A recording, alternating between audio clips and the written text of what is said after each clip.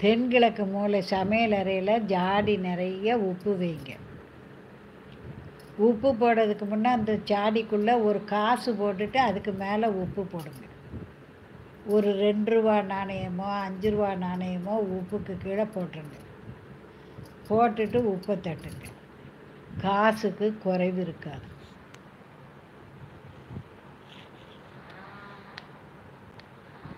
Lagos. வணக்கம்.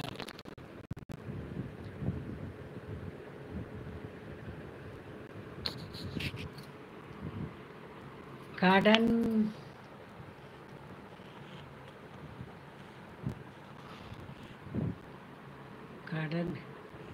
வீடு கட்ட தடங்கள் வருது. காயத்ரிமா, வீடு கட்ட தடங்கள் வர்றதை தடுக்க நீங்கள் முருகரை போய் செவ்வாய்க்கிழமை தோறும் கும்பிடுங்க. நான் 3 நெய் விளக்கு செவ்வாய்க்கிழமை தோறும் போடுதேன். என் வீட்டை கட்டி குடையான்னு சொல்லி கீழே விழுந்து கும்பிட்டு வணங்குங்க. சீக்கிரம் வீடு முடிஞ்சிடும். வணக்கம். கடகராசி இப்போ நல்ல நேரம். நண்டு போல் துருன்னு இருப்பீங்க. ரொம்ப புத்திசாலியாக இருப்பீங்க. அம்பிகை அருள் உண்டு. வணக்கம்.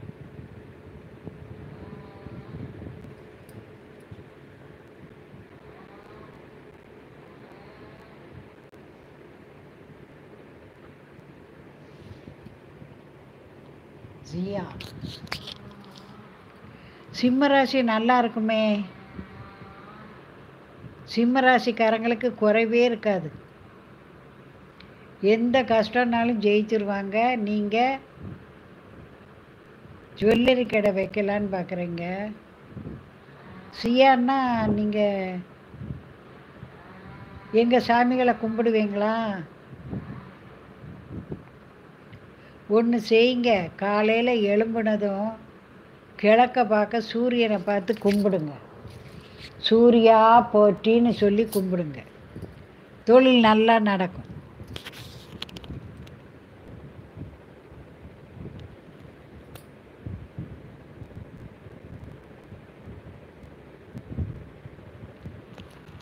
வீட்டு கடன் தீர நீங்கள்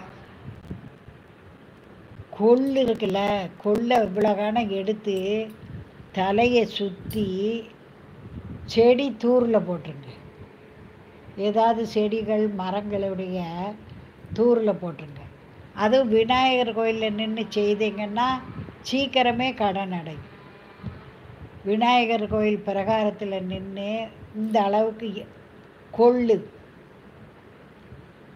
யாரும் அங்கே இங்கே பார்க்காம மெல்ல தலையை சுற்றி அங்கே ஏதாவது செடிகள் இருந்தால் அதில் வீசிடுங்க. அரச மரம் இருந்தால் அரச மரத்தை தூரில் போட்டுருங்க. கடன் சீக்கிரம் தீர்ந்துடும். செவ்வாய்க்கிழமை கொண்டு அடைங்க. கடனை செவ்வாய்க்கிழமை அடைங்க. சரியா? உங்களுக்கு பண கஷ்டம் வராமல் இருக்கணும்னா நீங்கள் மளிகை சாமான்களே தேவையான ஜாமான லிஸ்ட்டு போட்டு வாங்குங்க. வாரம் கூட நீங்கள் வாங்கிக்கிடலாம். இந்த பொருள் தேவையா, இந்த வாரம் இந்த பொருள் தேவையான்னு கணக்கு போட்டு வாங்கினீங்கன்னா வேணுங்கிற பணம் மிச்சமாகும். ஒரு பொருள் இல்லையா, சரி 1ஆம் தேதி வரட்டும் வாங்கலாம் ஆன்னு இருக்கணும். அதை எப்படியாவது வாங்கணும்னு ட்ரை பண்ணக்கூடாது. கண்ணில் கண்ட பொருளை எல்லாம் வாங்கக்கூடாது. நமக்கு தேவையான பொருளை தான் வாங்கணும். லோனு தான் தாரானேன்னு எல்லா லோனையும் நம்ம போய் வாங்கினா